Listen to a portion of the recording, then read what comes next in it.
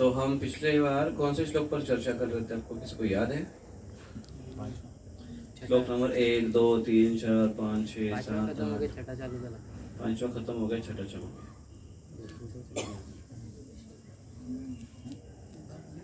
तो विवेक स्टार्ट किया। तो हाँ, हम पिछली बार चर्चा कर रहे थे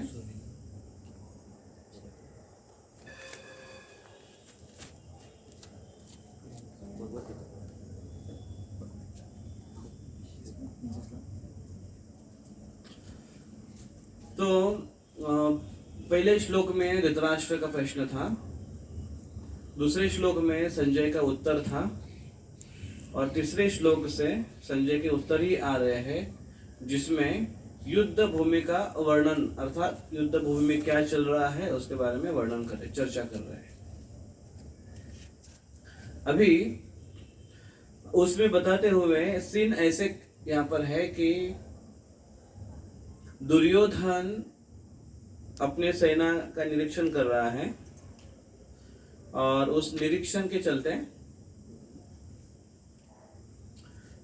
वो पांडवों की सेना को बता रहे हैं कि पांडवों की सेना किस प्रकार से है, और क्या क्या उनके कितनी अच्छी मिलिट्री फोर्स, उन्होंने अरेंजमेंट कितनी अच्छी की है, वो बता रहे हैं द्रोणाचार्य को, क्योंकि द्रोणाचार्य उनके कमांडर इन चीफ है, कमांडर है वो, सेनापति, और सर सेनापति भीष्म पितामह है। तो द्रोणाचार्य के पास खास कर क्यों है, जहाँ पर सर सेनापति अगर भीष्म पितामह है तो, और भीष्म पितामह केवल सर सेनापति नहीं है, भीष्म पितामह ये सबसे बुजुर्ग है, सबसे ज्येष्ठ है, वयोवृद्ध है, ज्ञान वृद्ध है, और रिश्तेदार में भी सबसे वृद्ध है। तो वो किसके, उनके पास क्यों गए पहले? ब्राह्मण थे, क्योंकि वो ब्राह्मण है, क्षत्रियों के पहले ब्राह्मणों का मान होता है, इसलिए गए। और दूसरा कारण क्या था इसका, दुर्योधन का उनके पास जाने का? उनका निजी स्वार्थ था। निजी स्वार्थ क्या था? क्योंकि उन्होंने देखा था कि ये आदमी ने बहुत गड़बड़ किया पहले, और ये देखते हुए कि अर्जुन इनके प्रिय शिष्य है, पांडव ये प्रिय शिष्य, लेकिन उन सब शिष्यों में से सबसे प्रिय शिष्य उनको अर्जुन है, कहीं आगे चलकर वो ऐसे थोड़ी ढील ना बरते, सॉफ्ट कॉर्नर ना रखे, इसलिए आकर उनको पहला सचेत कर रहे कि आप थोड़ा ध्यान दो। ये बताने के लिए आगे आए कि पहले गलती है कि गुरुजी ने पहले बहुत गलती है कि गुरुजी अभी गलती मत करना, अच्छे से युद्ध करना। मानो वो ऐसे है कि टीचर आ गया स्कूल में, कॉलेज में या ट्यूशन में, और सारे स्टूडेंट लोग बोले कि सर आप पिछली बार थोड़ा सा प्रॉब्लम किया था आपने पढ़ाने के इसमें मामले में, अभी थोड़ा ठीक से पढ़ाओ। तो अगर शुरुआत ऐसे वो क्लास की तो टीचर पर क्या गुजरेगी और बच्चों का मूड क्या रहेगा सीखने का, वो सही तो सीन सही नहीं है। ऐसे कब होने वाला है? आगे कलयुग बहुत जब बढ़ेगा, जब सही में बच्चे सही में टीचर्स को खरीद लेंगे, ऐसा अनुभव भी रहेगा, जो टीचर सर्वेंट बनेंगे स्टूडेंट्स के, पेरेंट्स के, तब ये होगा ये आगे चलकर होगा। अभी भी उसके कुछ लक्षण दिखाई दे रहे। टीचर को कुछ मतलब नहीं है, बच्चे हाँ अब वो आया अपना ड्यूटी बजाए, जितना है उसने सिखाया उसने, वो चला गया, ऐसे होगा। क्योंकि स्टूडेंट्स उसी प्रकार से देख रहे टीचर्स को, क्या देख रहे हैं, अरे इसको तो हमारे पेरेंट्स पैसा देते हैं, ये भावना से अगर वो है तो इसलिए वो सिखाएंगे भी वैसे। तो यहाँ पर इस रिलेशन में रिश्ते बहुत महत्वपूर्ण है। हालांकि टेक्निकलिटी जो अलग है, जो मान धन है वो सब अलग है, लेकिन वो बात है, वो आवश्यक है। लेकिन दुर्योधन ने यहाँ पर इस प्रकार से शुरुआत की है। और क्या क्या बोला उन्होंने द्रोणाचार्य के पास जाकर? पहले क्या क्या बोला है,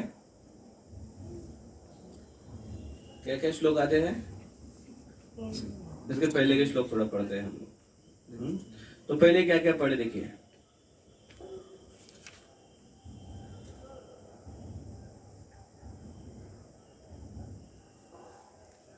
पहला ही वो टॉन्ट क्या मारना शुरू करते, देखिए, पश्यताम पांडुपुत्राणाम आचार्य महतिम चमुन व्यूढ़ाम द्रुपद पुत्रेण तव शिष्येन धीमता।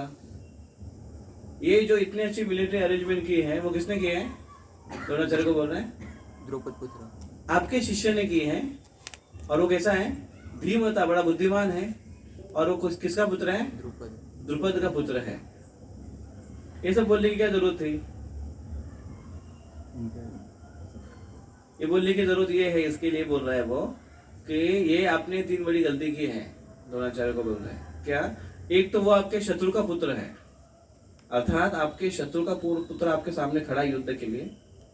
दूसरा, तव शिष्य है, वो आपका शिष्य भी है, आपके शत्रु का पुत्र है और वो आपको मारने के लिए जन्म हुआ है उसका, तो आपका शत्रु भी है, लेकिन फिर भी आपने उसको सिखाया है। ये बहुत बड़ी गलती की आपने। इसलिए बोलते हैं कि तव शिष्य, आपका शिष्य भी है वो। और ऊपर से क्या बोल रहे हैं? उसके शिष्य को धीमता, बड़ा बुद्धिमान है। आपका शिष्य बुद्धिमान है कि आपके पास से विद्या लेकर गया, मतलब आप कौन है? मूर्ख है, आपके पास से लेकर गया, वो आपको मारने की शिक्षा आपके पास से लेकर गया। ऐसे वो शुरुआत है। हाँ, ये अच्छा, ऐसा आगे जाता है नीचे, ऐसे रहेगा आगे। फिर अत्र शूरा महेश्वासा भीमार्जुन समायुधि युधान विराटस्य। फिर वो गिनती करना शुरू करेंगे कौन कौन वहां पर अच्छे अच्छे हैं। तो भीम, अर्जुन, समायुधि, ऐसे बड़े बड़े लोग हैं। भीम हैं, अर्जुन हैं, और कौन है? युयुधान है, विराट है, द्रुपद है, ऐसे महारथी है उनके इसमें। दृष्टकेतु है, चेकितान है, काशीराज है, पुरुजित है, कुंती भोज है, शैब्य है। ऐसे बड़े बड़े सेनानी वहां पर है जो कभी हारे नहीं हैं। युधा मन्युच विक्रांत उत्तम ओजस्य वीर्यवान सुभद्रो द्रौपदेयश्च सर्व एव महारथा। ये सारे महारथी हैं। युयुधान है, विक्रांत है। तो ये सारे इनका बारे में बताने के बाद अभी वो कुछ बता रहे हैं यहाँ पर आज के श्लोक में कि अस्माकम तो विशिष्टाये, ये बताते हैं।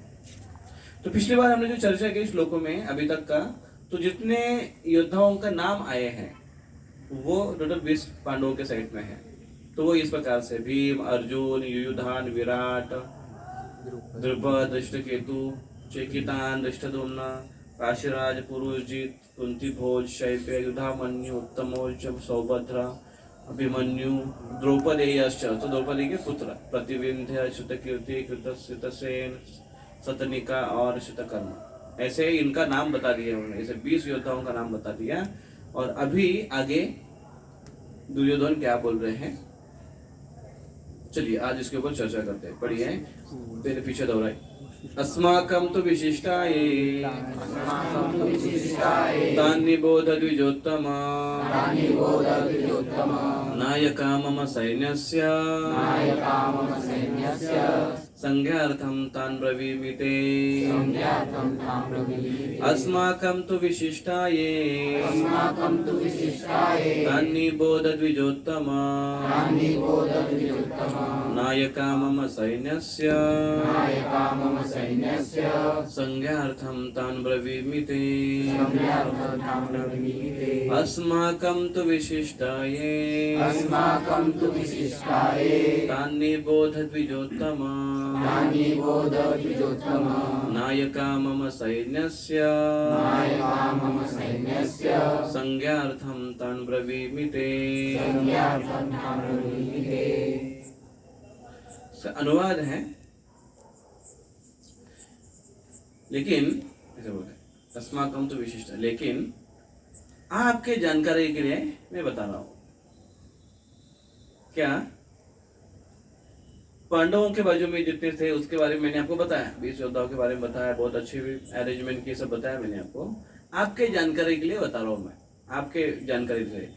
ये वो सबसे श्रेष्ठ ब्राह्मण, क्योंकि द्विज उत्तम कहा गया है ब्राह्मणों में श्रेष्ठ। आपके जानकारी के लिए मैं आपको कह रहा हूं कि मैं आपको बताना चाहता हूं कि उनके इसमें जितने जितने शक्तिशाली लोग हैं उससे ही तुलना में हमारे साथ भी शक्तिशाली लोग हैं। और वो कैप्टन के रूप में है, सेना नायक के रूप में है। नायका मम सैन्यस्य, हमारे सैन्य में भी ऐसे एक्सपर्ट और अच्छे लोग हैं। आपके जानकारी के लिए मैं बताना चाहता हूँ, संज्ञार्थम तान ब्रवीमिते, मैं आपको बताना चाहता हूँ, इस प्रकार से कहा। तो अभी देखिए इसमें भी क्या क्या कहा है उन्होंने। अस्माकम तो विशिष्ट है तान निबोध द्विजोत्तम। हमने पिछली बार द्विजोत्तम के ऊपर चर्चा की थी, आपको किसी को याद है? द्विज उत्तम, तो द्विज है, द्विज, द्वि मतलब दो, ज मतलब जन्म, जिसका जन्म 2 बार हुआ है उसका द्विज कहते हैं। अब यहाँ पर किसका जन्म 2 बार हुआ है बताइए?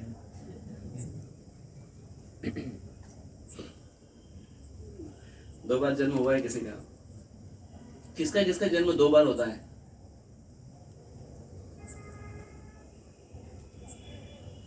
पक्षी का जन्म 2 बार होता है। हाँ, अंडे से और पहला अंडे में और उसके बाद अंडे से बाहर पिल्लू में, होता है कि नहीं? पक्षी का जिसके सिर्फ अंडे होते हैं उसका जन्म 2 बार होता है। और दूसरा हमारे मुंह में जो दांत है ना उसका जन्म भी 2 बार होता है कि नहीं?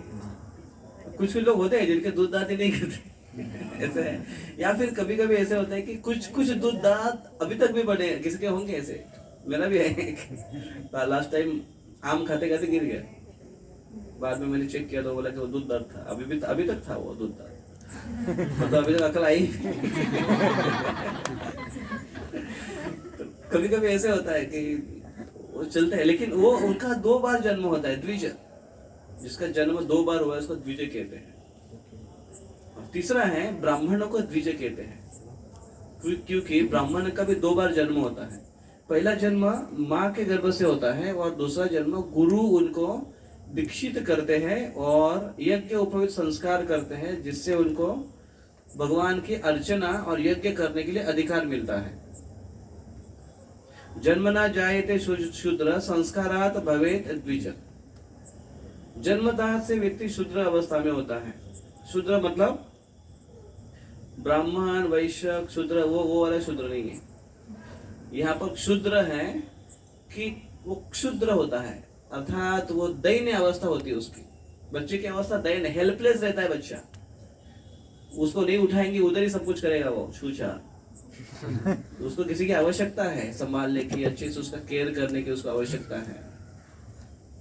और अब धीरे धीरे वो संभलता है, आगे बढ़ता है, तो उसके अंदर थोड़ी सी एक बुद्धिमत्ता आ जाती है, विवेक आता है उसके पास, और वो विवेक के साथ व्यवहार करता है। धीरे धीरे धीरे धीरे धीरे वो आगे बढ़ता है। और जब उसके ऊपर संस्कार होते हैं तब वो उसके अंदर श्रेष्ठता आ जाती है। संस्कार अर्थात ज्ञान के संस्कार हो, उसके अंदर आचरण के संस्कार हो, कैरेक्टर के संस्कार हो, शिक्षण के संस्कार हो, ऐसे संस्कारित सुसंस्कारित होते हुए वो बच्चा आगे तरक्की करता है। एक तो बच्चों के अंदर संस्कार है तो वो सुसंस्कारित आगे अच्छा विद्यार्थी बनता है। अगर संस्कार नहीं होते उसके ऊपर अच्छे, तो गलत संस्कार अपने आप पकड़ लेता है। वो गलत संस्कार पकड़ने के लिए उसको प्रयास करने की आवश्यकता नहीं है। क्यों ऐसा है? इस जगत में देखिए नियम ऐसे बनाया है कि आपको अपने आप को मेंटेन करने के लिए संघर्ष करना पड़ेगा। मेंटेन रखने के लिए भी संघर्ष करना, बॉडी फिट रखने के लिए भी आपको एक्सरसाइज करनी पड़ेगी, आपको हेल्दी डाइट लेना पड़ेगा। कभी कभी कुछ लड़के डाइटिंग पर होती है क्योंकि साइज में थोड़ा प्रॉब्लम आता है, आकार में विकार आता है, तो फिर और है वो करना पड़ता है। और कई लड़कियों में नहीं, पुरुषों में भी ऐसे होता है, आकार में विकार आ जाता है। अभी तो केवल गणपति को बोलते हैं लंबोदर, लेकिन आज बहुत लोगों का लंबोदर हो रहा है। क्या करेंगे? कभी कभी उनका ड्यूटी ऐसा है कि बैठे बैठे क्या करेंगे, वो अपना काम कर रहा है बढ़ने का, हम अपना काम कर रहे हैं। तो उसको मेंटेन करने के लिए आपको एक्सरसाइज करना है, रनिंग करना है, जॉगिंग करना है, जो भी कुछ आपको मेंटेन करना, अपने आप को मेंटेन रखने के लिए भी प्रयास करना पड़ेगा। हेल्थ मेंटेन हो, माइंड हेल्दी माइंड हो, मेंटेन के लिए हो। यहाँ तक कि जो आपने पढ़ा है उसको मेंटेन रखने के लिए उसको बार बार पढ़ते रहना पड़ेगा, याद करते रहना पड़ेगा, नहीं तो वो मिट जाएगा। है ऐसा? उसको मेंटेन, हर चीज को मेंटेन करना होता है। ऊपर उठने के लिए प्रयास करना होता है, अन्यथा यहाँ तक कि जगह रहने के लिए प्रयास करना पड़ता है। नहीं तो वैसे सोना आसान है, थोड़ा बैठा लेटा टेका तो नींद अपना काम करेगी। इसलिए वो तो उसको कहते हैं संस्कार, वो सुसंस्कारित है। संस्कार मतलब मेंटेनेंस संस्कार है, नहीं तो फिर प्रकृति का नियम है कि हर कुछ नीचे चला जाता है, क्योंकि ग्रेविटी फोर्स बहुत जोरदार है। यहाँ माया शक्ति, इसका ग्रेविटी फोर्स इतना पावरफुल है कि हर किसी को नीचे खींच लेती है। वो केवल अपने धरती पर नीचे नहीं खींचती है, वो गुणों से भी नीचे खींचती है। उसको अच्छे गुणों के लिए प्रयास करना पड़ेगा, खड़ा होने के लिए प्रयास करना पड़ेगा, अन्यथा उसको नीचे खींचना ही है। तो इस प्रकार से मेंटेन होना आवश्यक है। तो ये संस्कार है जिससे व्यक्ति आगे बढ़ता है। और वो ब्राह्मणों में जब संस्कारात भवेत द्विज, वो द्विज बनता है। और द्विज अर्थात यह है कि उसको अधिकार दिया जाता है कि वो यज्ञ करे, गुरु उसको अधिकार देते हैं। तो यहाँ पर एक अर्थ से है कि ब्राह्मणों में श्रेष्ठ है द्विजोत्तम, द्विजों में उत्तम, द्विज ब्राह्मणों को कहते हैं। अब यहाँ पर जो हमने 2 बार जन्म का बात की है, तो एक है यहाँ पर 2 प्रकार का टॉन्ट है इधर दुर्योधन का। एक क्या है कि आप एक तो ब्राह्मण है और यहाँ पर सारे कौन जमा हुए युद्ध करने के लिए? कौन है? क्षत्रिय है। इधर ब्राह्मणों का क्या काम है? इधर तो पूजा पाठ चलने वाली है, कोई यज्ञ चलने वाला है, फिर भी आप इधर आए हो। अर्थात पहले से ही आप ये मार्शल आर्ट लेकर आए यहाँ पर। ये आपने सबसे बड़ा गलत काम किया है कि आप अपना काम छोड़कर यहाँ पर आए हो, पूजा पाठ छोड़कर यहाँ पर आए हो। क्षत्रिय का काम पहले ही आपने आपका काम से आप खिलाफ विरुद्ध रहकर आप काम कर रहे हो। अभी वो कर रहे हैं वो ठीक है, अब ठीक से करो। फिर लिया है हाथ में ना, उसको ठीक से करो। अभी अगर बैठा इधर आने के बाद पूजा पाठ नहीं करने का। दूसरा एक अर्थ ये भी है कि द्विजोत्तम, आप श्रेष्ठ, आप यज्ञ करने में निपुण हो, द्विज है, उत्तम द्विज है, आप यज्ञ करने में निपुण है। ये कुरुक्षेत्र के युद्ध भूमि पर इतना बड़ा ऐसा भयानक युद्ध यज्ञ करो आप, और ये पांडवों की सबके आहुति डाल दो उसके अंदर, यज्ञ में सबको गिराओ, मारकर खत्म कर दो, सबको स्वाहा कर दो, सबको। हम द्विजोत्तम है। और दूसरा बोलते नहीं तो फिर ब्राह्मण क्या है? भोजन प्रिय। ब्राह्मणों को बोलते हैं भोजन प्रिय। तो भोजन प्रिय तो पहले से, अर्थात आपका 2 बार जन्म हुआ है, आपके अंदर दांत है ना, उसके भी 2 बार जन्म हुआ है। केवल खाने का काम मत करना, किसी तरह काम करना ढंग से। इस प्रकार से वो ये द्विजोत्तम, इस शब्द का अर्थ आचार्यगण समझाते हैं। द्विजोत्तम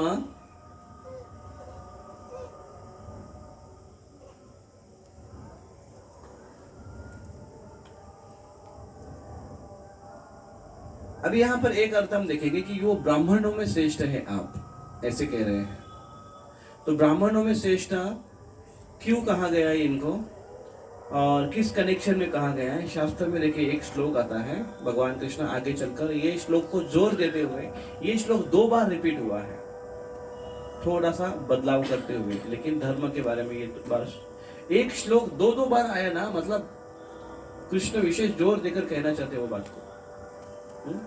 श्रेयान् स्वधर्मो विगुणः परधर्मात् स्वनुष्ठितात् स्वधर्मे निधनम श्रेयः परधर्म भयावह।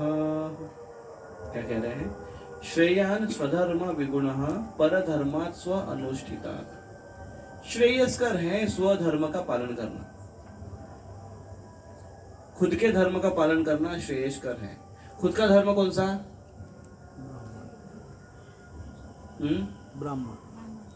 ब्राह्मण का धर्म है आपका। तो ब्राह्मण का कार्य क्या है? फिर ब्राह्मण आप हो तो ब्राह्मण का कार्य क्या है?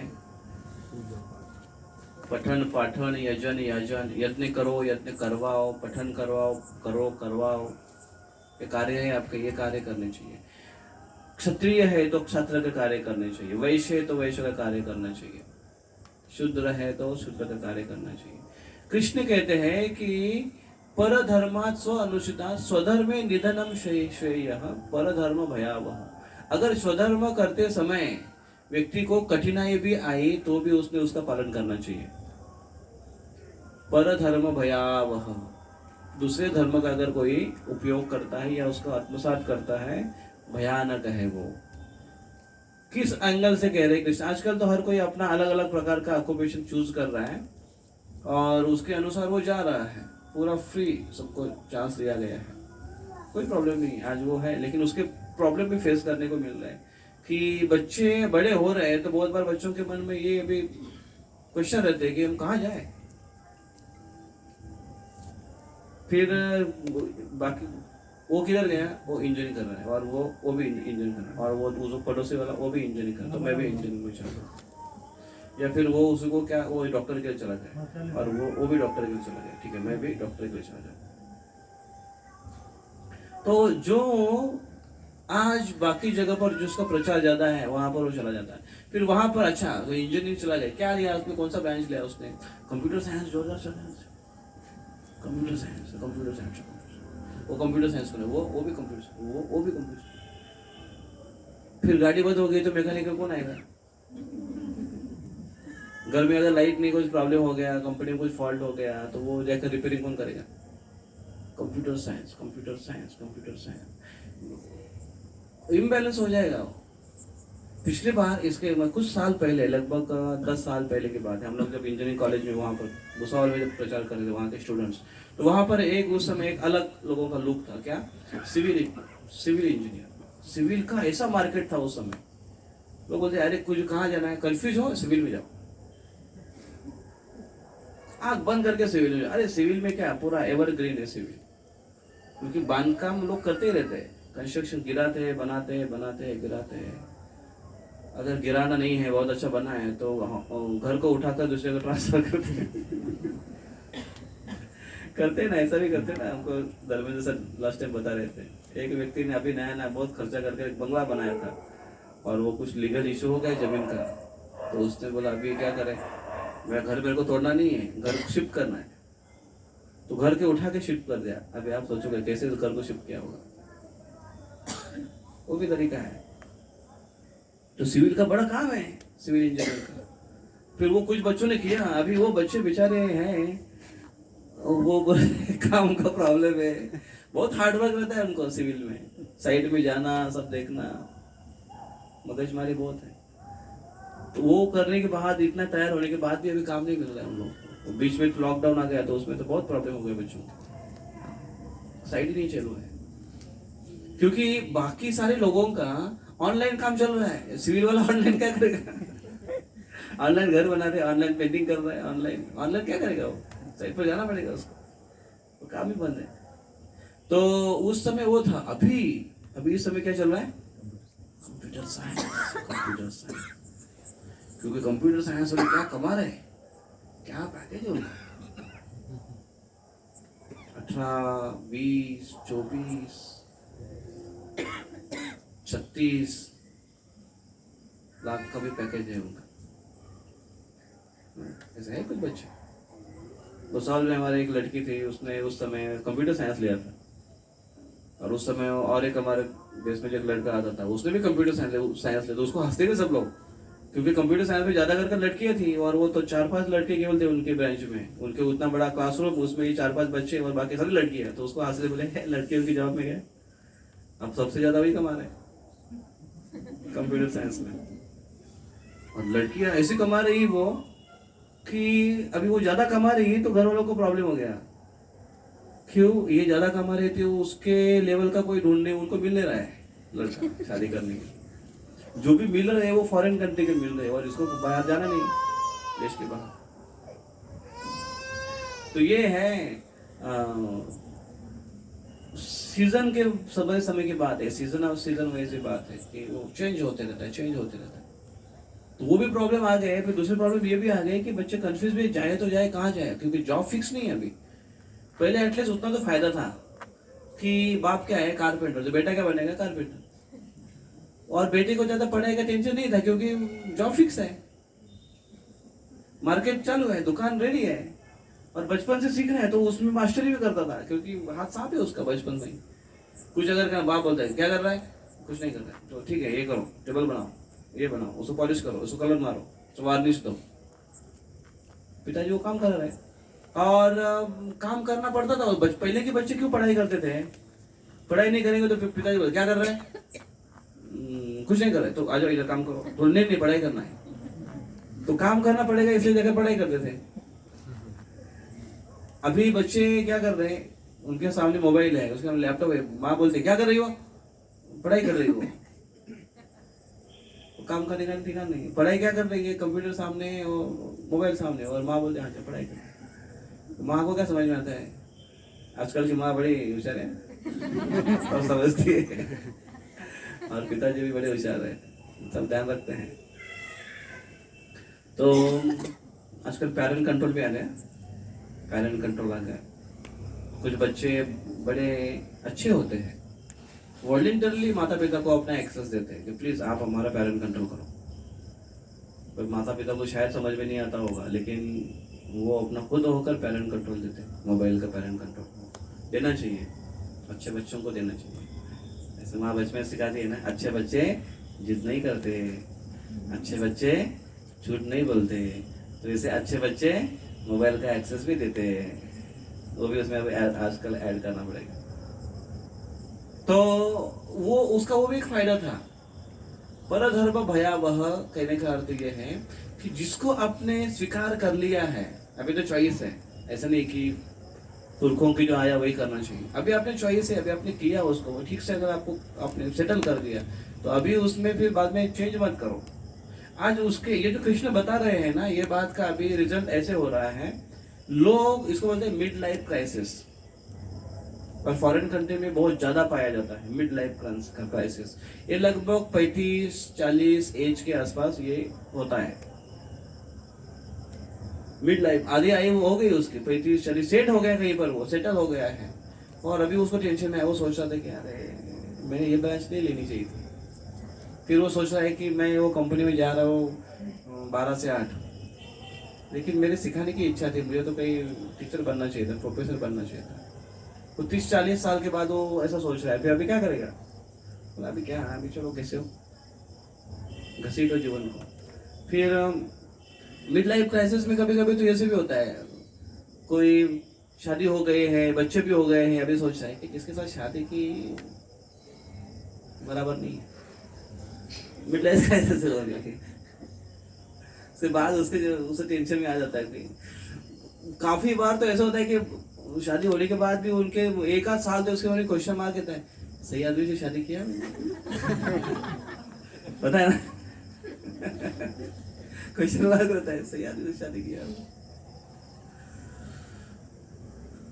अभी मैं इसको दिलासा देने के लिए आज चीज आपको बता रहा हूँ, कुछ लोग तो ऐसे हैं जो बचपन से ही अपने साथी को देखते आ रहे हैं, वो भी परेशान है, मिजरेबल है शादी करने के बाद। कभी कभी ऐसा लगता है ना कि अरे उसको मैंने बचपन से अगर देखता, या पहले से 2 साल पहले से अगर कम से कम उसको देखता या देखती कि वो सही है, पार्टनर अपना सही है, तो पहचान सकता था, मैं पहचान सकती थी उसके साथ कैसे एडजस्ट होना है, जमेगा कि नहीं। लेकिन कभी कभी वो लोग भी जो बचपन से देखते आ रहे हैं, वो अभी उनका शादी हुआ है, वो बाद में वो लोग भी बेचारे बोलते हैं अरे अभी क्या करो, चलो अभी चलो जीवन बिताओ, इसमें क्या करना है अभी।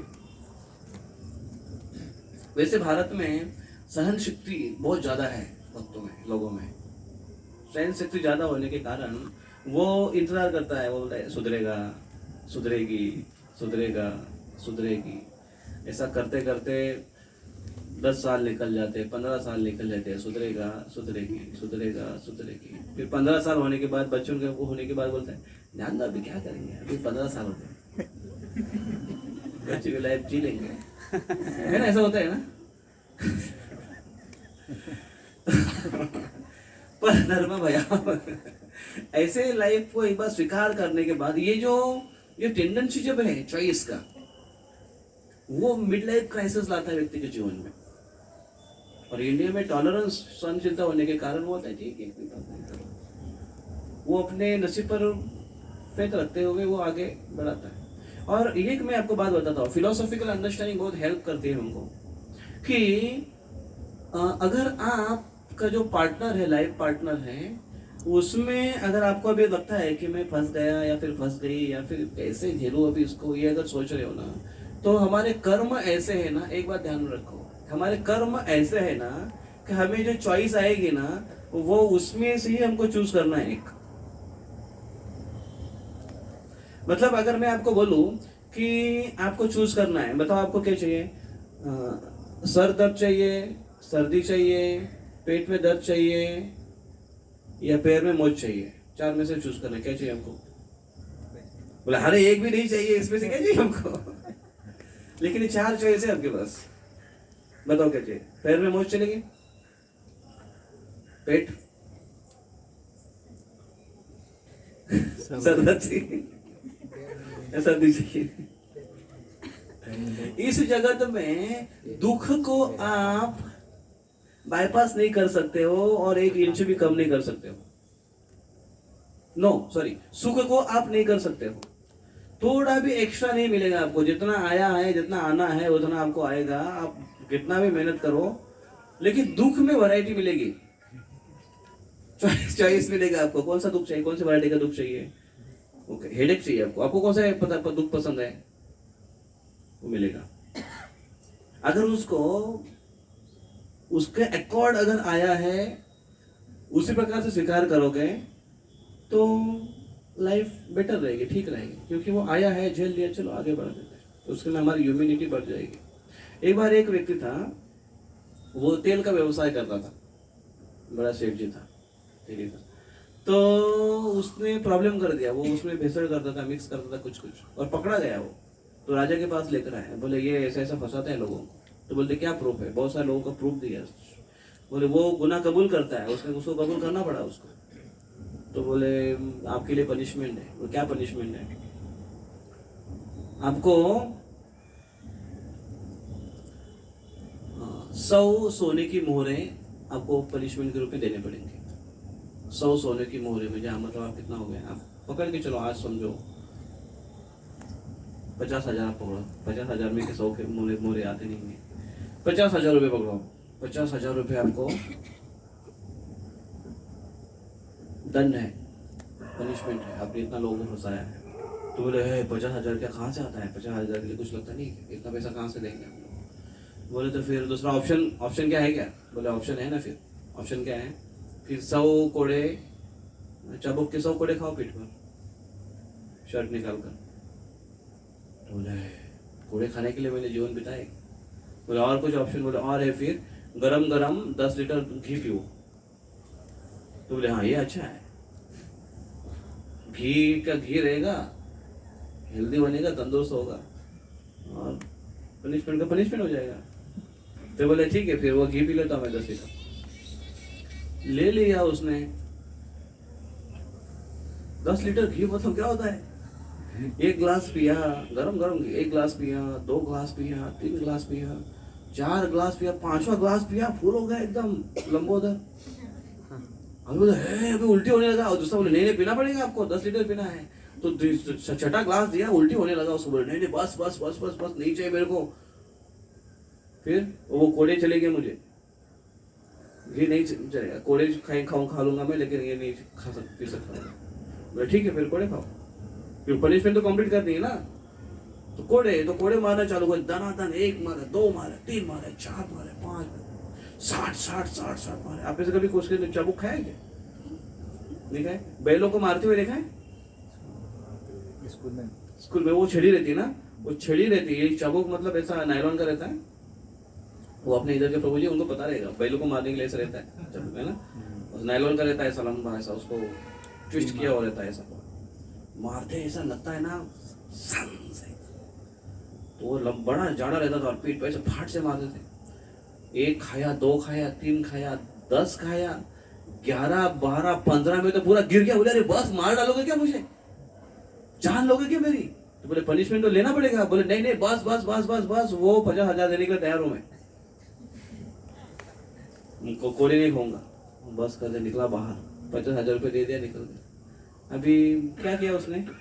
तीनों ले लिया उसने। पनिशमेंट एक ही थी। क्या पहले बोला था? 50,000 रुपये दे पनिशमेंट और निकल जा, लेकिन नहीं बोला। 50,000 रुपये भी दिया, कोड़े भी खाए, घी भी पिलवाए, बाद में पेट की प्रॉब्लम्स अलग है। कहने का अर्थ है कि जो आपको देना है ना, उसमें आपको वैरायटी ढूंढ सकते हो।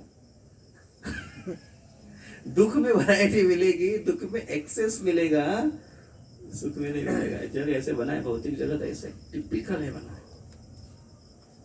स्पेशली डिजाइन किया है ऐसे इस वर्ल्ड को। और जिसने डिजाइन किया है ना, उसको सब पता है कि किस किस प्रकार से फंक्शन करता है, और वही बताते हैं शास्त्र में। तो दुख इस, तो मैं वो पॉइंट कह रहा था कि अपने नसीब में जो चीज आने वाली है, उसमें जो वैरायटीज मिलेगी वो वही कैटेगरी की मिलेगी, क्योंकि हमारे कर्म पिछले ऐसे हैं। उसमें से एक चुनो। तो जैसे मैंने कहा कि आप ये 4 बीमारियों से एक बीमारी चुनो। आइए, आप बोले तंदुरुस्ती है क्या थोड़ा, तो आप बोलोगे वो बीमार, वो सर्दी वाला चलेगा, लेकिन साल में कितना 1-2 बार सर्दी होता होगा ना।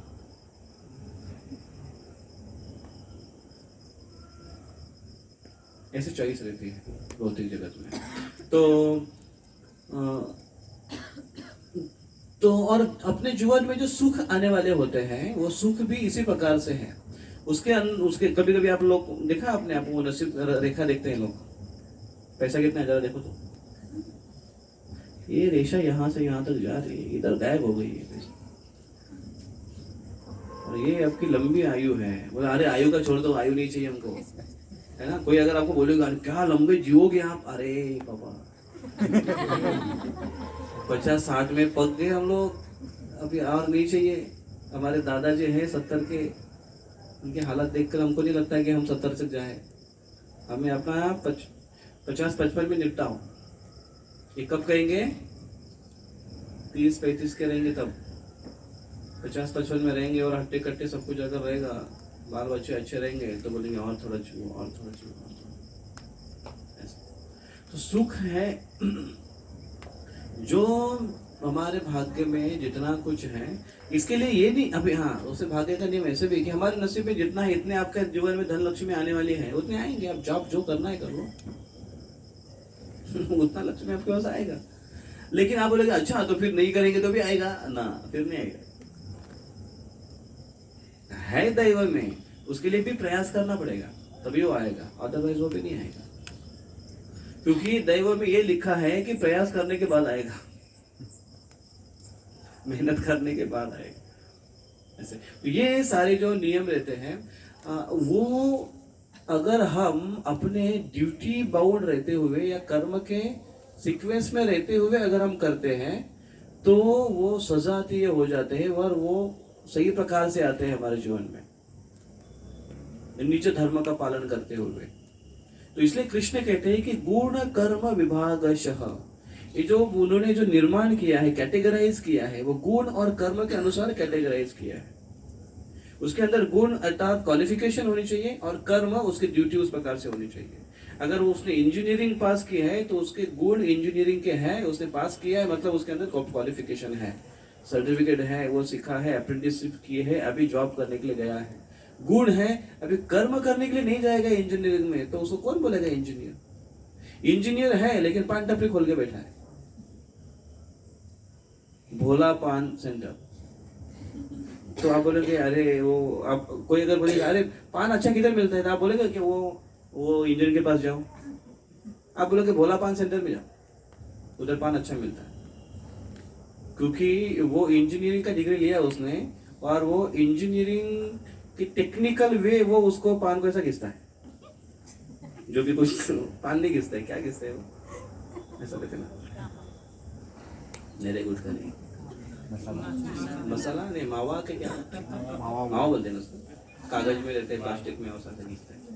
मुझे एक बार मेरे टीचर ने बोला था, गणित के टीचर थे, आए ऐसे एंट्री मारा उन्होंने एकदम। तो उसको देखकर सब लोग डरते थे इतना, क्योंकि मैथ्स और साइंस के टीचर थे। ऐसे आए थे एकदम ऐसे साइलेंस ऐसा, और वो लाइन में तो मैं ऐसा कुछ लिखने का नाटक कर रहा था कुछ, तो बराबर मेरे बाजू में आ गए। तो बोला हाथ डर गया, बोला बाप रे। फिर मेरी जगह वो मेरे बाजू में आकर उधर ही खड़े हो गए। बोला अरे बाप रे, अभी कुछ पूछेंगे तो प्रॉब्लम हो जाए। तो फिर ऐसा करके उन्होंने जेब में से 5 रुपए का कॉइन निकाला और मेरे बेंच में से रखा। तो मैं और डर गया और बाहर चले गए। वो 5 रुपए का सिक्का उधर रखा और बाहर चले गए। अभी मैं क्या समझूं इससे। तो मैं 5 रुपए का सिक्का लेकर उनके पीछे गया। बोला सर ये, बोले हाँ। गट्टी पान वाले के पास जा, 2 पनामा लेकर आ। गट्टी के पास जा, 2 पनामा ला और 1 मावा। तो उस समय बहुत पहली बात है ये, मैं तब 8 में था। तो 5 रुपए इतना कुछ आता था। तो मुझे समझ में नहीं आया कि गट्टी के पास जा, 1 मावा 2 पनामा। तो उसके पास जाकर मैं बोला मुझे पता नहीं है कि पनामा क्या होता है, मावा क्या होता है और गट्टी क्या है। तो मैं बाहर आकर किसी पूछा, बोला गट्टी कौन है। बोले गट्टी पान वाला। बोला अच्छा हाँ हाँ पान वाला। तो बोले उधर जाओ। तो गट्टी के पास गया। बोला जादव सर, उनका नाम जादव। जादव सर ने बोला है 2 पनामा 1 मावा 5 रुपए की। तो बोले रुक। फिर उसने लिया वो, और फिर वैसा कुछ डाला हो किसने बनाया उसने फर्स्ट क्लास। 2 पनामा 2 सिगरेट दिया उसे पैक कर। तो मैं लेकर आया उधर स्कूल। तो मैं उधर आया, तो मैं सीधा अंदर घुस गया ना। मैं सीधा अंदर घुस गया, सर अंदर थे। तो जैसे मुझे देखा सर तुरंत बाहर आ गए। फिर मैं उनके पीछे गया, तो ऐसे हाथ निकाला इधर से।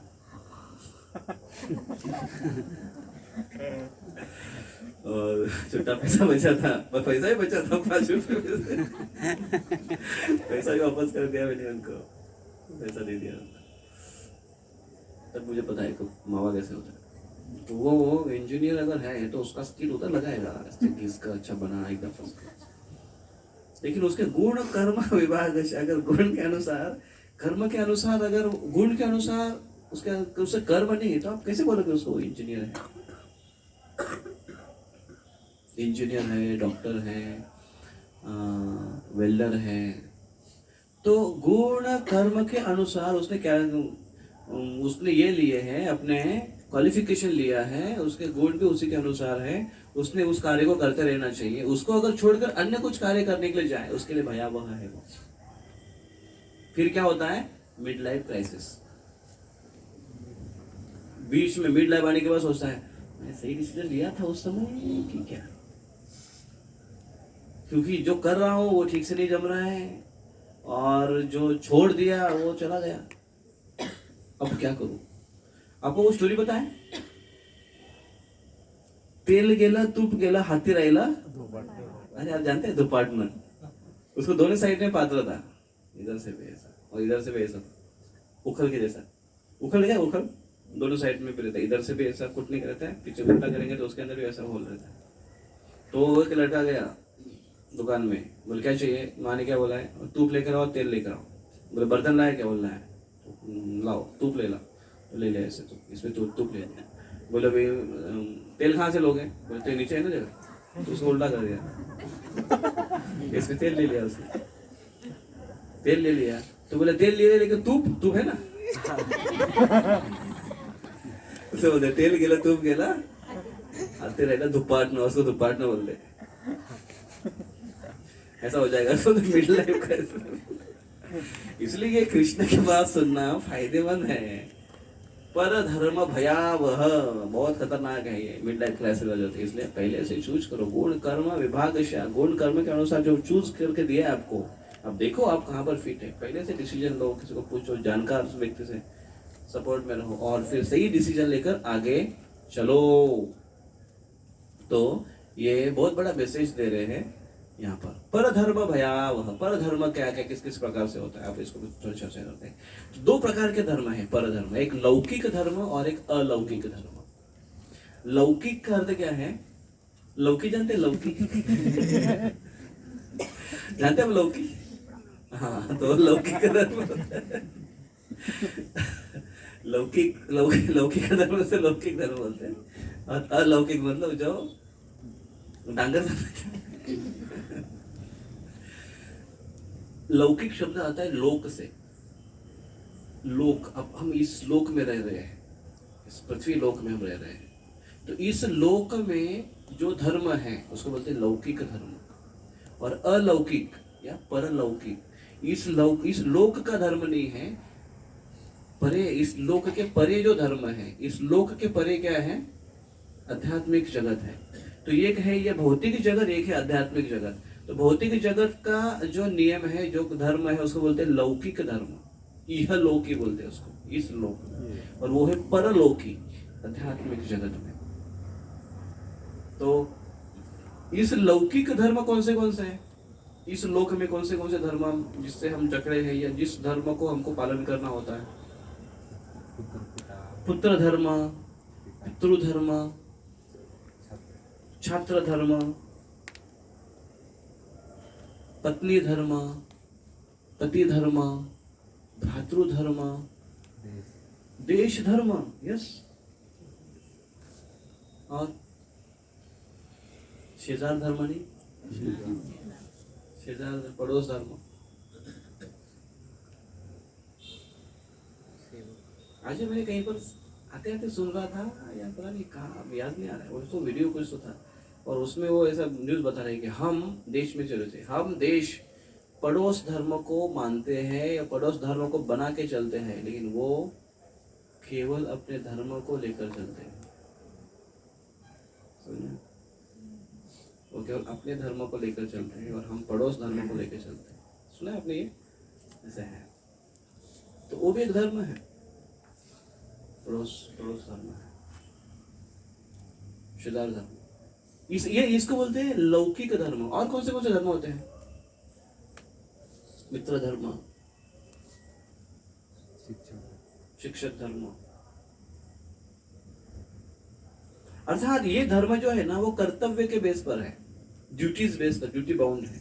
जो अपने कर्तव्य है उसके अनुसार वो धर्म बनते हैं, ड्यूटीज, और वो आवश्यक है समाज में।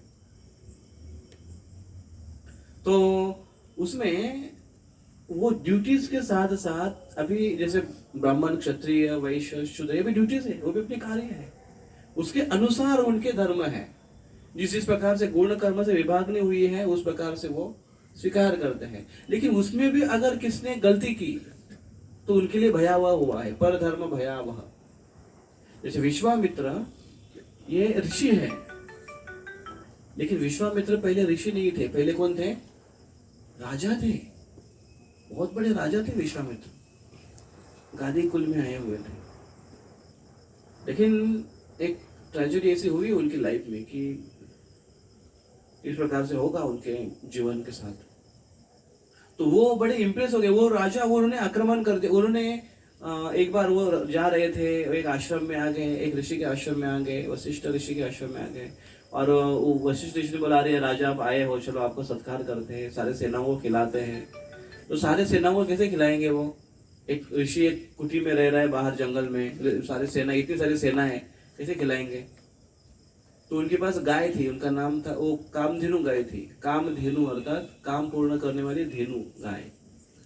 जो भी इच्छा करो आप, वो दे देगी आपको। अगर आपको खाने की इच्छा है तो खाना भी देगी, प्लेट थाली बना के देगी, और वो भी आपके पसंद का सामान होगा, उसके अंदर पसंद की वस्तु होगी। अगर आपको वड़ा पाव पसंद है तो वड़ा पाव रहेगा उसमें।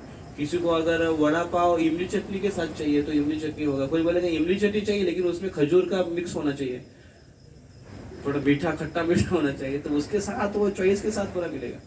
ऐसी कामधेनु गाय थी, पसंद के अनुसार वो देती थी। और केवल यही नहीं, खाने का ही नहीं, कपड़े भी वो दे सकती थी। अगर बोले कि नहीं मुझे नई साड़ी चाहिए, कांजीवरम, नहीं है, पुराने हो गए, नहीं बताएगा ना। अभी एक लड़की आई थी, गई क्या वो? दर्शन है, दर्शन कुछ तो नाम बोली वो, क्या है? Lajo palazzo palazzo. तो उसने कपड़े पहने थे और नीचे ऐसा बहुत फैला हुआ था। तो मैं बोला ये क्या पहना है? बोले इसको प्लाजो बोलते हैं, प्लाजो पैंट। आप सब जानते हैं प्लाजो? नहीं यार, क्या नहीं।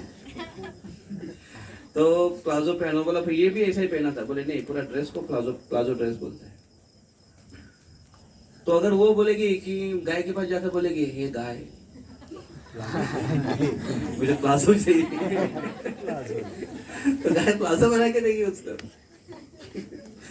या फिर कोई अगर बोले मुझे ट्राउजर चाहिए एकदम फिटिंग, ट्राउजर मिलेगी, कॉटन जींस मिलेगी। तो पहले एक समय वो आया था, अमिताभ बच्चन के पिक्चर आते थे, तो अमिताभ बच्चन के पिक्चर वो ऐसे नीचे पैंट पहनते थे इधर फिट और नीचे ऐसा लहंगा जैसे बेल बॉटम, क्या बोलते उसको? Bell bottom. Bell bottom. तो उसके बाद वो फैशन हो गई, वो अजीब सा दिखता है। तो वो अगर बेल बॉटम मांगेंगे तो बेल बॉटम में मिलेगा। गाय हर प्रकार का काम धेनु है। कोई बोलेगा कि मुझे मेरी पत्नी पसंद नहीं है, कुछ नहीं दे दो। हर प्रकार की इच्छा गाय पूरी करेगी, इसलिए उसका नाम है काम धेनु गाय। तो ये देखकर हैरान हो गए विश्वामित्र मुनि। और यहाँ तक कि वो गाय ने सेना का निर्माण कर दिया, शस्त्र अस्त्र धारण किए हुए। सोचो, एक सैनिक को बनाने के लिए कितनी ट्रेनिंग की आवश्यकता होती है, कितना पैसा खर्चा होता है। एक कमांडोज बनाने के लिए कितना पैसा खर्चा होता है और कितना उसके पास मार्शल आर्ट होता है। और वो गाय को वो जबरदस्ती लेकर जाने लगे। विश्वामित्र वशिष्ठ ऋषि रोक नहीं पाए, तो गाय उनके पास वशिष्ठ ऋषि के पास गए। बोले अरे आप हमको ऐसे कैसे छोड़ रहे हैं, ये लालची राजा है। तो बोले मैं क्या करूं, मैं असहाय हूँ। तो गाय ने बोला कि फिर मुझे बताओ, मुझे बोलो कि मैं अपनी सुरक्षा खुद करती हूँ, आपकी आज्ञा केवल चाहिए। बोले बिल्कुल आज्ञा है, अपनी सुरक्षा खुद करो। तो गाय के अंदर से जो सेना निकली, बाप रे, भयानक सेना निकली, एकदम लड़वैया सेना। देखते ही देखते विश्वामित्र मुनि की सेना को काट के रख दिया। ऐसा हो गया।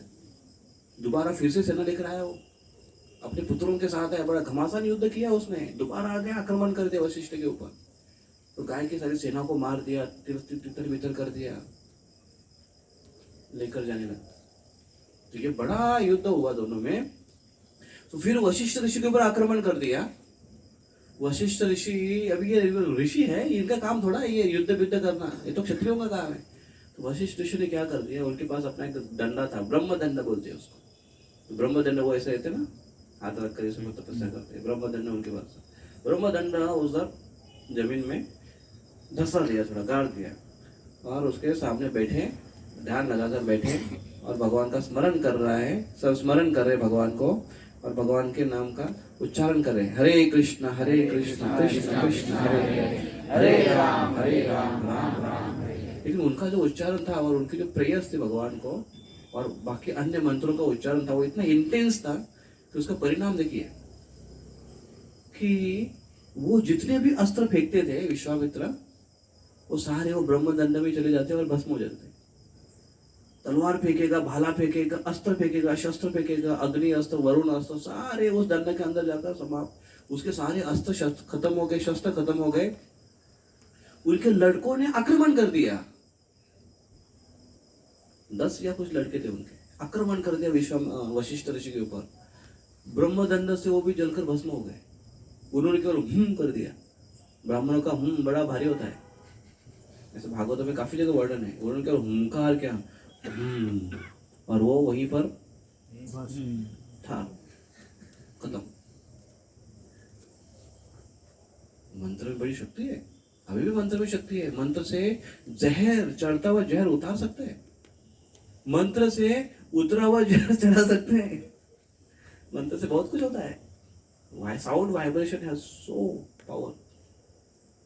तो नष्ट हो गए, तो इतना फ्रस्ट्रेट हो गया वो, क्योंकि अगर सामने तलवार लेकर खड़ा होता तो युद्ध करता, लेकिन ये तपस्या करने के लिए ऐसा करके बैठा है, सामने ब्रह्मदंड कुछ कर ही नहीं पा रहा, हताश हो गया विश्वामित्र।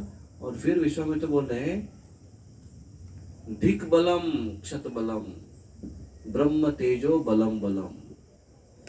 धिक बलम क्षत बलम, क्षत्रियों का बल है ना, धिक्कार है इसके ऊपर।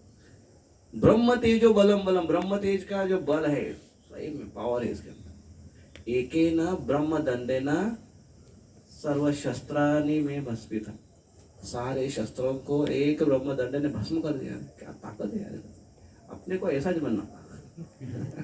कभी कभी लोग बोलते हैं ना, एक कोई दिखा ऐसे ही बनना है अपने।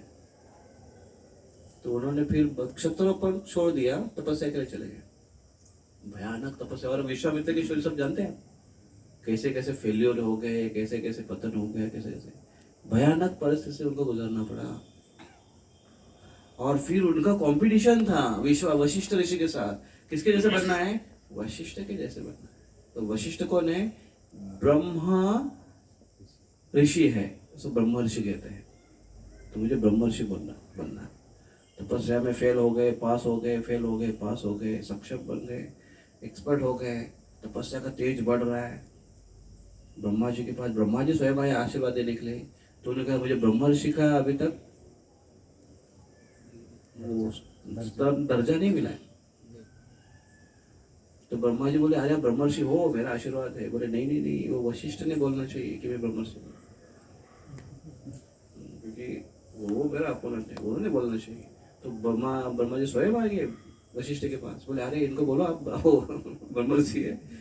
तो वशिष्ठ बोले हाँ हाँ बिल्कुल बिल्कुल, ये ब्रह्म ऋषि है। आप बहुत उनका स्वागत किया, वह सत्कार किया। विश्वामित्र बोले अरे ये तो बड़ा अच्छा आदमी है। वशिष्ठ मेरे अच्छी स्तुति कर रहे हैं, मुझे ब्रह्म ऋषि स्वीकार कर रहे हैं। क्या है ब्रह्म ऋषि नाम में क्या रखा है? अच्छा तो तपस्या किया। और बाद में बोले छोड़ दो, क्या जीवन का उद्देश्य क्या है? फिर भगवान के नाम में लगे, प्रभु रामचंद्र की सेवा में लगे, आगे चलकर प्रभु राम और सीता को मिलाने का काम किया। ब्रह्म ऋषि में क्या रखा है?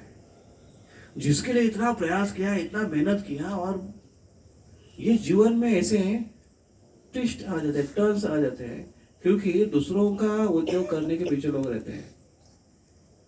ये रामायण में एक स्टोरी आती है, एक शूद्र तपस्या कर रहा था। उसका कार्य शूद्र का तीनों वर्णों का सेवा करना है, लेकिन वो तपस्या का कार्य कर रहे थे। और उसके कारण बारिश नहीं हो रही थी। तो ये इंक्वायरी की इधर ऋषि मुनि को कि बारिश क्यों नहीं हो रही है। तो ऋषि मुनि ने ध्यान करके बताया कि एक आपके राज्य में एक शूद्र है, वो तपस्या कर रहा है, जिसका कार्य शूद्र का कार्य तपस्या करना नहीं है, उसका कार्य सेवा करना है। लेकिन उसके मन में तपस्या करने का प्रॉब्लम नहीं है, गुण कर्म उसके पास है। कर्म तपस्या का है, अच्छी बात है, लेकिन गुण है क्या तपस्या के? ब्राह्मण के गुण है क्या? क्योंकि तपस्या कर शक्ति मिलेगी, लेकिन शक्ति यूज करने की अगर ब्राह्मण की बुद्धि नहीं है, सत्व बुद्धि नहीं है, तो उसका मिस यूज करेगा वो। जिस रावण ने तपस्या की, शक्ति हासिल किया, और क्या कर दिया? सब जगह हाहाकार कर दिया। हिरण्यकशिपु ने तपस्या करके शक्ति प्राप्त की, क्या कर दिया? कुंभकर्ण ने क्या कर दिया? जिनके पास कैपेसिटी, गुण नहीं है, केवल कर्म को अगर उपयोग में ला रहे हैं और उसका हासिल कर रहे हैं, क्या करेंगे वो? गलत काम में लगेंगे। आज भी देखो, जो पॉवर्टी, जो जिसकी बुद्धि में शुद्रता है, उसको अगर रिजर्वेशन है, आज अच्छी नौकरी भी मिली, अच्छा पगार भी मिला, तो क्या करेगा वो? जुआ में उड़ाएगा, दारू में उड़ाएगा, घोटाला करेगा, इसमें उड़ाएगा। मैंने देखा है खुद। मैं कल नासिक से भूसावल में आ रहा था, ट्रेन से आ रहा था, तो रिजर्वेशन बोगी में वो बैठे थे। नासिक में ही चढ़े, नासिक नहीं, मनमाड से चढ़े वो लोग। 2-3 लोगों का एक ग्रुप था, चढ़े। फिर मेरे बगल में एक सीट खाली थी, पूरा खाली ट्रेन था, तो बैठे उधर, पता नहीं पास थे उनके। और फिर तुरंत निकाला उन्होंने अपना पत्ता, ताश जानते? ताश क्या बोलते? अब खाना हो गया, अब हो जाए जंगली रमी।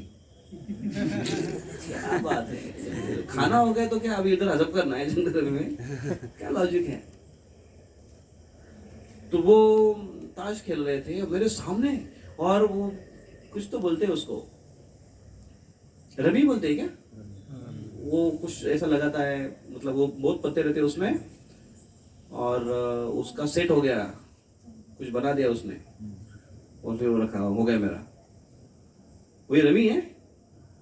तो वही वो खेल रहे थे, तो वो लोग वैसा करते करते करते कुछ जीत गया था, और उसने कहा हाँ मेरा। 2000 रुपए का एक उनका क्या बोलते, डाव। 2000 रुपए एक जन लगा रहे हैं। 2000 कमाने के लिए कितना लगता है, लेकिन पगार बहुत होगा ना। चलते चलते देखते देखते उसने 3 डाव ले लिए, एक आदमी ने 6 और 4-5 जन थे। धनाधन इतना पैसा कमाया। स्टेशन आ गया तो बोलते यार मेरा नहीं चल, ठीक है पैक। छोड़ दिया उसने ऐसे, बाकी के उसने जो जो लास्ट में बचा था उसे पूरा उठा लिया, जेब में रख दिया, निकल गया। तो वो वही सोच रहा था कि इसलिए कृष्ण कह रहे कि क्षुद्र बुद्धि है, उनके पास अगर धन भी ज्यादा आ गए तो कहाँ इस्तेमाल करेगा, वो गलत काम में इस्तेमाल करेगा, वो शक्ति का सही यूज करेगा नहीं। इसलिए वो पावर सही व्यक्ति के पास होनी चाहिए, पावर सही जगह से होनी चाहिए। तो वो इसलिए रामचंद्र देखा कि ये ऐसे ऐसे हो रहा है, रामचंद्र के पास लोग कंप्लेन लेकर गए, ब्राह्मण लोग के ऐसे ऐसे हो रहा है, तो उसको पनिश कर दिया। उसको बोला कि मत करो, तपस्या मत करो, तुम अपना कार्य करो। उसने माना नहीं और वो एरोगेंटली बिहेव कर रहा था और उसने चैलेंज कर दिया कि मैं नहीं मानूंगा। तो प्रभु रामचंद्र ने मार दिया उसको। उसके ऊपर बहुत बड़बाला हो गया, आजकल लोग उसको वो उसका निकालते हैं पूरा। देखो क्षुद्र के ऊपर अन्याय हो गया, रामचंद्र ने क्षुद्र को मारा। वो उसमें क्षुद्र उठाएंगे और ब्राह्मण उठाएंगे, क्योंकि जो ये बात उठा रहे हैं क्षुद्र और ब्राह्मण का, उनको उस राम से कुछ लेना देना नहीं है, और जिसको मारा उससे कुछ लेना देना नहीं। उनको अपना चलाना है और अपना धंधा करना है, अपना टीआरपी बढ़ाना है बस। तो पर धर्म भयावह, लौकिक इस जगत में भी अगर हम दूसरे धर्म का पालन करना शुरू करते हैं तो भी प्रॉब्लमेटिक है, हम प्रॉब्लम में आ जाते हैं। और लौकिक अलौकिक धर्म क्या है? अलौकिक धर्म है हम सब भगवान के सेवक हैं, नित्य सेवक हैं, भगवान के दास हैं, जीवेर स्वरूप है भगवान, जीवेर स्वरूप है कृष्ण, नित्य दास, सब सेवक है। अगर उसको हम नहीं करते हैं तो पर धर्म भयावह, अन्य कोई कार्य में अगर लगते हैं तो बहुत ही भयावह होते हैं। जिस प्रकार से लौकिक धर्म की जरूरत नहीं है, अलौकिक धर्म का अगर व्यक्ति पालन करता है भगवान की सेवा में, तो चाहे कोई भी धर्म में हो, कोई भी योनि में हो, वो चाहे गजेंद्र हो या दुखी हो या विदुर जी हो। विदुर जी की कौन सी कास्ट थी? शूद्र परिवार में थे, लेकिन ब्राह्मण का कार्य कर रहे थे और कृष्ण के सेवा में ज्वाइन हो गए थे, कृष्ण को बड़े प्रिय थे। दुखी, एक चैतन्य चरितामृत में वर्णन होता है, दुखी नाम की एक लड़की थी, एक स्त्री थी, उसका नाम था दुखी। और चैतन्य महाप्रभु यहाँ पर उनका अभिषेक चल रहा था, तो चैतन्य महाप्रभु का ध्यान, और वो गंगा से पानी भर भर कर लेकर आ रहे थे और अभिषेक के लिए दे रहे थे। तो लाइन में लोग लगे, तो वो दूर से आती थी और बीच में किसी भक्त के पास देती थी और वो भक्त लेकर चैतन्य महाप्रभु के पास लेकर आते थे। तो फिर चैतन्य महाप्रभु का ध्यान उधर चला गया कि ये दूर से पानी भरकर लेकर आए, पास में आ रहे, दूर से रहे, कौन है वो स्त्री? तो भक्तों ने कहा कि उसका नाम है दुखी। तो चैतन्य महाप्रभु ने कहा कि ऐसे कैसे नाम है उसका दुखी? उसका नाम दुखी क्यों? उसका नाम तो सुखी होना चाहिए, आज से उसका नाम सुखी। सब लोग बोले हरि बोल हरि बोल, क्योंकि चैतन्य महाप्रभु ने उसको सुखी कर दिया और वो सही में हृदय से सुखी हो गई। हृदय से उसको पौष्टिकता, हृदय से उसको भगवान का प्रेम मिल गया। तो जब हृदय में अगर किसी का प्रेम है तो ऐसा व्यक्ति दुखी हो ही नहीं सकता। आज हम दुखी होने का कारण क्या है पता है? कि हृदय के अंदर खोखलापन है, हृदय के अंदर ये नहीं है, प्रेम महसूस नहीं कर रहे हैं, लैकिंग महसूस कर रहे हैं, केयर महसूस नहीं कर रहे हैं, अनुभव नहीं कर रहे, इसलिए दुखी है। और वो अपने आप को कृष्ण का बहुत ही प्रेमी महसूस करने लगे। कृष्ण प्रेम मिल गया तो व्यक्ति सुखी हो जाता है। और गजेंद्र की स्टोरी आप सबको पता होगी। गजेंद्र हाथी का नाम था। हाथी के जीवन में होने के बाद भी भगवान को पुकारा उन्हें तीव्रता से, एक फूल भगवान की तरफ उछाल दिया और भगवान उनकी रक्षा करने के लिए आ गए। मगरमच्छ ने पैर पकड़ा था, भगवान स्वयं आ गए देने के लिए। तो आध्यात्मिक या अलौकिक रूप में अगर देखते हैं तो परधर्म मुख्य धर्म है उसका सेवा। लेकिन कोई भी योनि में हो, हाथी का काम अलग है, परधर्म है उसके लिए भगवान की भक्ति करना, दुखी और विदुर, लेकिन भगवान उसका स्वीकार कर दे, भावग्राही जन होते, क्योंकि मुख्य उसका धर्म है, मुख्य धर्म है उसका भगवान की सेवा करना। तो ये धर्म परधर्म, इसके ऊपर चर्चा करते हैं कि हमने, जो बहुत महत्वपूर्ण है। मम सैन्यस्य विशिष्ट नायका, ये बताते हैं यहाँ पर, मेरे सैन्य द्रोणाचार्य का क्रोध बढ़ाने का कार्य कर रहे हैं और अन्य योद्धाओं को सांत्वना देने का कार्य कर रहे हैं। क्योंकि अभी तक वो क्या वर्णन कर रहे थे? पांडवों के सेना का वर्णन कर रहे थे। पांडवों की सेना ऐसी है, पांडवों की सेना वैसी है, 20 योद्धे, ये सब नाम बता रहे। तो कहीं ऐसा ना हो कि कौरवों के साइड की जो सेना है वो ये देखकर डर जाए, बाबा इतने बड़े बड़े उनके पास। तो उनको भी दिलासा देने के लिए कि केवल उनके पास नहीं, अपने पास भी कुछ कम नहीं है, ये दिखाने के लिए इस श्लोक में बता रहे हैं कि हमारे पास भी बड़े बड़े अच्छे हैं। नायका मम सैन्यस्य, मेरे सेना, नायक ऐसे विशिष्ट है वो, मेरे सेना है, मेरी सेना है, अपनी सेना है। तो उनको भी सांत्वना दे रहे हैं कि दुर्योधन हम लोगों को भी अपना मानते हैं। और अभी तो किससे बात कर रहे थे? द्रोणाचार्य से बात कर रहे थे। लेकिन बाकी लोगों को लगेगा कि अरे हम इन्फीरियर है क्या, कि वो द्रोणाचार्य को ही जगह इतना बोल रहे हैं। तो वो थोड़ा सा बैलेंस करने की कोशिश करे दुर्योधन कि नहीं, आप भी हैं, अपने हैं, हम मेरी अपनी सेना है, सब ये सब आपने देखो कितने विशेष हैं। ये लेकर वो सांत्वना देने का काम कर रहे हैं। तो इस प्रकार से दुर्योधन अभी बाजी को बैलेंस करने की कोशिश कर रहे हैं। और आगे चलकर कल के अगला जो श्लोक आएगा अगले रविवार का, वो श्लोक में जो बात बताना चाह रहे हैं वो लगभग वो ऐसे बोल रहे हैं कि पूरा भविष्य ही जानते हैं। उसके मुख से सरस्वती देवी बैठकर उसके मुख से ये सत्य बुलवा ली है, क्या भविष्य होने वाला है आगे। बहुत ही विशेष श्लोक है, तो तात्पर्य प्रभुपाद जी बहुत सुंदर देते हैं। उसके ऊपर हम चर्चा करेंगे अगले रविवार के दिन। तब तक के लिए हरे कृष्ण। श्री श्री राधा मुरलीधर भगवान की जय, श्री प्रभुपाद की जय। कोई प्रश्न है किसी का? आप बोल रहे थे कि मंत्र में बहुत पावर होती है, तो जब पहले के ब्राह्मण अग्नि स्थापन का मंत्र बोलते थे तो अग्नि जब डायरेक्ट स्थापित हो जाती थी, और अभी वैसा क्यों नहीं होता? अभी इसलिए नहीं होता है कि उस प्रकार से ब्राह्मण नहीं है, उस प्रकार की शुद्धता नहीं है। मंत्र तो है, लेकिन देखो मंत्र एक है, मंत्र तो सबके लिए सेम, जैसे हरे कृष्ण महामंत्र संजीवनी मंत्र है, सेम है। लेकिन उच्चारण करने वाले के अंदर वो शुद्धता, वो विश्वास, वो गांभीर्यता, वो उस व्यक्ति के ऊपर होता है, निर्भर होता है कि वो व्यक्ति कितने तीव्रता से उसको पुकारते हैं, तभी वो उसका फल आएगा। तो अभी वैसे ब्राह्मण नहीं दिखाई देते कि इतने शुद्ध। वो मंत्र में ना प्रोनाउंसिएशन बहुत महत्वपूर्ण है, किस प्रकार से उच्चारण किया जाता है। अभी संस्कृत किसी को आता ही नहीं है आजकल, लेकिन और पूजा पाठ करने वाले ब्राह्मण हुए भी है तो वो केवल पूजा पाठ का ही विधि जानते हैं, वो शास्त्र का और वेदों का मर्म जानते भी नहीं है। और कुछ हमने पूजा पाठ करने वाले ऐसे भी है कि जो वो साइड बिजनेस में पूजा पाठ करते हैं, उनके और कहीं पर जॉब है और पहले से चलता आ रहा है, इसलिए वो पूजा पाठ का काम करते हैं। तो पूजा पाठ के लिए क्या क्या चाहिए? गृह प्रवेश। तो गृह प्रवेश का मंत्र का बुक लेकर आएंगे, वो उस लोगों को थोड़ा प्रैक्टिस करेंगे और वो जाकर उधर पढ़ेंगे। तो उनका वो एक ड्यूटी के जैसे होगा, वो साइड बिजनेस के जैसे होगा। तो ऐसे आज फुल फ्लेज जो शास्त्र का अर्थ जानते हुए इसको प्रैक्टिस करने वाले लोग नहीं मिलते। प्रैक्टिस बहुत महत्वपूर्ण है, वो अगर रहेंगे तो हो सकता है ऐसा। मंत्र में क्या, संगीत में भी इतनी शक्ति है कि अगर आप मल्हार राग अगर उस प्रकार से अगर गाओगे यहाँ पर तो बारिश हो जाएगी, क्योंकि मल्हार राग वो बारिश को इनवाइट करता है।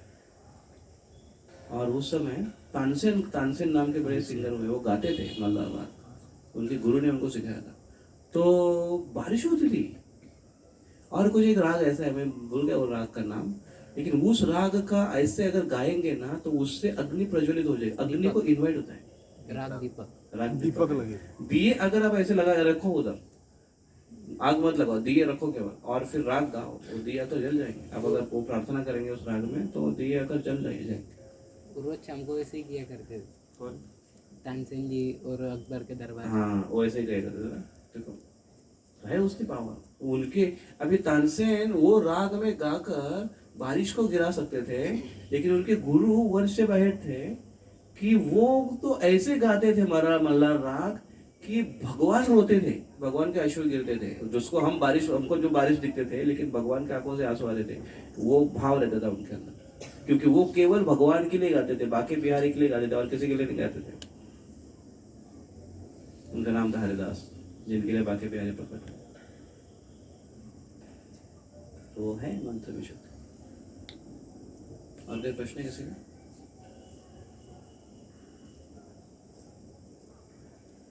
किसी को चाहिए ऐसा मंत्र?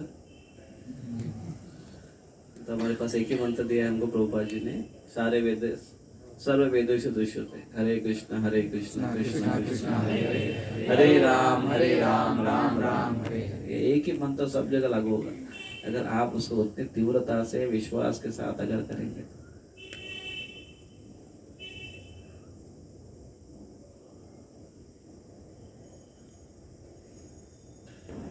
वो कुछ तो मुहावरा है, राम नाम तो सब जपे, राम नाम तो सब जपे, कुछ तो है बीच में, कुछ तो है। राम नाम जब सब जपे, सेवक दास और चोर, जो नाम ध्रुव प्रहलाद जपे वो नाम ही कुछ और, ऐसे कहते हैं। उनका जपना का नाम, वो नाम वही है लेकिन वो जपेंगे तो अलग ही है। तो उस प्रकार से हमको जपना चाहिए, है कि नहीं? तो आप से कितने वक्त जप करते जरा हाथ ऊपर कीजिए, हरे कृष्ण महामंत्र का जप हरे काफी वक्त जप करते हैं। तो उसमें कल वो प्रार्थना कीजिए भगवान को, वो तीव्रता हमारे अंदर आनी चाहिए, है कि नहीं? हरे कृष्ण। हरे थोड़ा कीर्तन करते हैं।